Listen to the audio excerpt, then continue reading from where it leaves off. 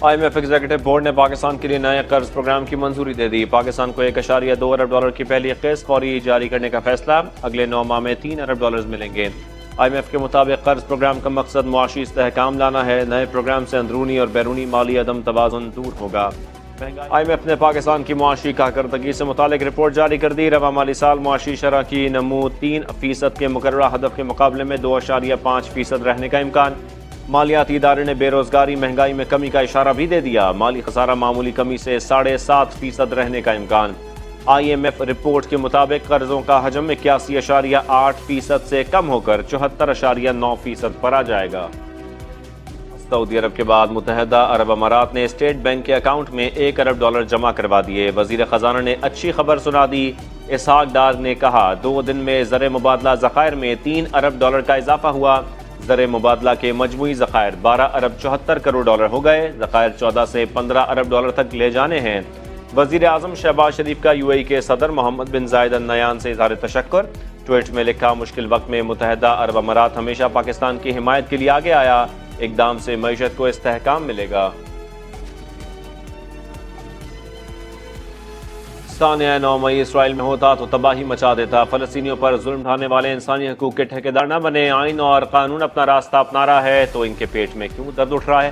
وزیر اعظم کی پاکستان مخالف اسرائیلی بیان کی شدید مذمت۔ شہباز شریف نے کہا اسرائیل فلسطینی مسلمانوں کا خون بہا رہا ہے، دن رات راکٹ برسا رہا ہے۔ وہی اسرائیل کہتا ہے پاکستان میں ظلم ہو رہا ہے۔ کیپٹل ہل میں جو ہوا اور پھر جو سزائیں دی گئیں، اسرائیل نے اس کے بارے میں کیوں بات نہیں کی؟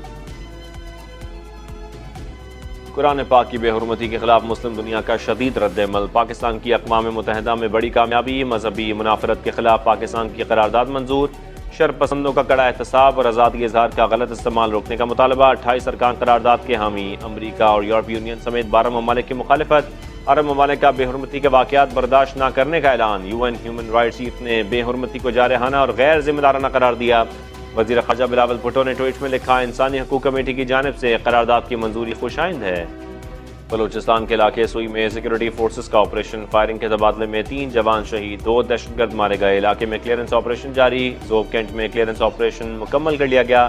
5 دہشت گرد مارے گئے۔ 5 سپاہی زخموں کی تاب نہ لاتے ہوئے جام شہادت نوش کر گئے۔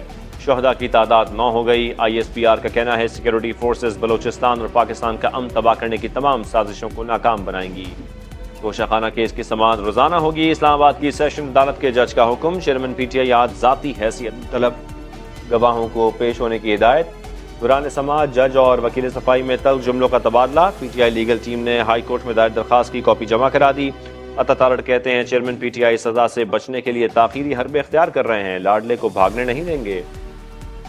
کراچی میں آٹے اور چینی کی قیمتیں تاریخ کی بلند ترین سطح پر۔ 2 ہفتے کے دوران آٹا 19 اور چینی 18 روپے فی کلو مہنگی ہو گئی۔ ہول سیلرز نے ذخیرہ اندوز اور سٹے باز مافیا کے خلاف ٹریک ڈاؤن کم مطالبہ کر دیا۔